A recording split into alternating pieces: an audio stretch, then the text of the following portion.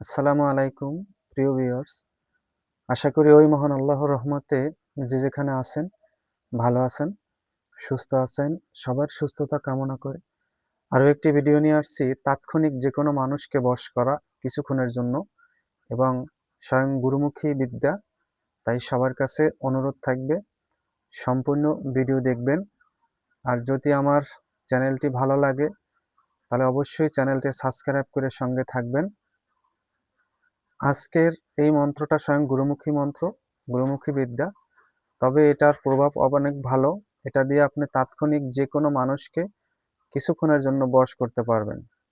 আপনার অফিসের বস অথবা আপনার বিবিকে, আপনার আত্মীয় স্বজনকে, আপনার বন্ধু বান্ধব, ভাইকে, যে কোনো লোককে আপনি বশ করে কিছু টাইমের জন্য করতে পারবেন। তবে সবার কাছে অনুরোধ থাকবে যে মন্ত্রবিদ্যা, এই বিদ্যা কোনো খারাপ উদ্দেশ্য করে খাটাবেন না। এটা সবার কাছে অনুরোধ।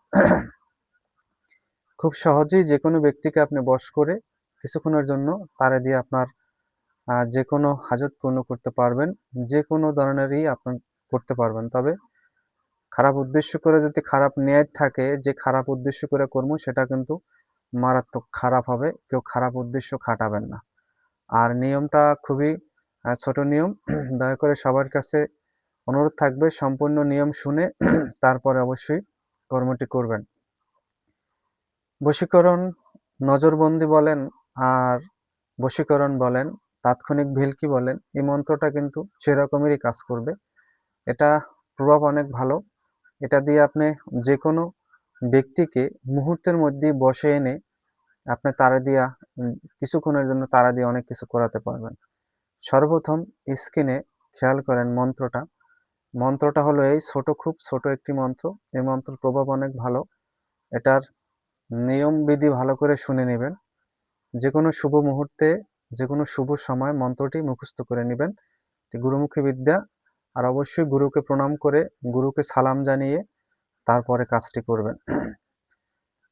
শুভ মুহূর্ত শনিবার অথবা মঙ্গলবার অথবা অমাবস্যা, পূর্ণিমাতে অথবা শুভ মুহূর্তে মন্ত্রটি মুখস্থ করে নেবেন। মন্ত্রটি স্বয়ং সিদ্ধি মন্ত্র। আপনার মুখে আপনার মুখে মন্ত্রটি উপযোগী করানোর জন্য আপনি শুভ মুহূর্তে মন্ত্রটি মুখস্থ করে নেবেন। তাহলেই কর্মটি ভালো হবে। অনেকে বলতে পারেন স্বয়ং সিদ্ধি মন্ত্র মুখস্থ কেন করা লাগবে? হ্যাঁ, বশীকরণ কাজে সিদ্ধি মন্ত্র থাকলেও, গুরুমুখী বিদ্যা থাকলেও মন্ত্রটি মুখস্থ করে নিলে তাহলে সেই কর্মটি আপনার ভালো হবে এবং আগুনের মতো কাজ করবে। এবার নিয়মে আসি। নিয়মটা হলো যে কোনো শনিবার অথবা মঙ্গলবার 7টি তুলসী পাতা নেবেন। কালো তুলসী হোক অথবা সাদা তুলসী হোক, 7টি তুলসী পাতা নেবেন। 7টি তুলসী পাতা ডান হাতে রেখে এই মন্ত্র তিনবার তিনবার মন্ত্র পড়বেন। ফু মন্ত্র পড়বেন, ফু মন্ত্র পড়বেন, ফু শেষে দুটো বেশি ফু, মানে 3বার পাটে 5বার ফু, মানে 3বার পড়বেন মন্ত্র, 3টি ফু দিবেন, অতিরিক্ত 2টি ফু বেশি দিবেন। আমি আবার বলছি, 7টি তুলসী পাতা হাতে নেবেন শনিবার অথবা মঙ্গলবার। 7টি তুলসী পাতা হাতে নিয়ে একবার মন্ত্র পড়লেন ফু, একবার মন্ত্র পড়লেন ফু, এভাবে 3বার মন্ত্র পড়বেন, 3টি ফু দিবেন, শেষে 2টি বেশি ফু দিবেন। দিয়ে 7টি তুলসী পাতা কাগজে মোড়াইয়া পকেটে করে সেই লোকের যাকে বশ করবেন তার সামনে যাবেন। দেখবেন তাৎক্ষণিক সে আপনার বশ হয়ে গেছে। এটি স্বয়ং পরীক্ষিত। এটি স্বয়ং পরীক্ষিত। আমি নিয়ম আবার বলছি সবার স্বার্থে।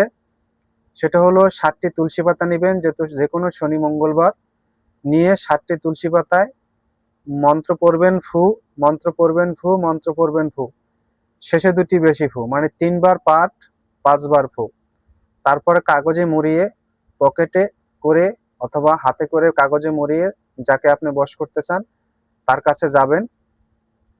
সে তাৎক্ষণিক বশ হয়ে যাবে। তাৎক্ষণিক কিছু টাইমের জন্য বশ হয়ে যাবে। 2 ঘন্টা 2.5 ঘন্টার জন্য সে বশ হয়ে যাবে। আপনি আপনার প্রয়োজনীয় কাজ আপনার করতে পারবেন। তবে কেউ খারাপ উদ্দেশ্য করে এটা ব্যবহার করবেন না। অনেকেই খারাপ নেয়াত করে মন্ত্রবিদ্যা নিয়ে কেউ ইজ্জত হরণ করা, কেউ অর্থ হরণ করা, কেউ ধ্বংস করা, এটাই সবাই ভাবে। কিন্তু মন্ত্রশক্তি যেরকম আপনার উপকার করবে সেরকম আপনার ক্ষতি করবে, এটা মনে রাখবেন। মন্ত্রশক্তি দিয়ে যেরকম আপনি হারামি কাজ করতে পারবেন সেরকম আপনি ধ্বংসও হতে পারবেন। এটা সবাই চিন্তা করে মন্ত্রটা খাটাবেন। কেউ খারাপ উদ্দেশ্য করে খাটাবেন না। সবাই ভালো থাকবেন, সুস্থ থাকবেন। আমার চ্যানেলটি যদি ভালো লাগে অবশ্যই সাবস্ক্রাইব করে আপনারা সঙ্গে থাকবেন। তাহলে অবশ্যই ভালো ভিডিও দেওয়ার চেষ্টা করব, ভালো ভিডিও দেওয়ার চেষ্টা করব ইনশাআল্লাহ। সবাই ভালো থাকেন। আসসালামু আলাইকুম।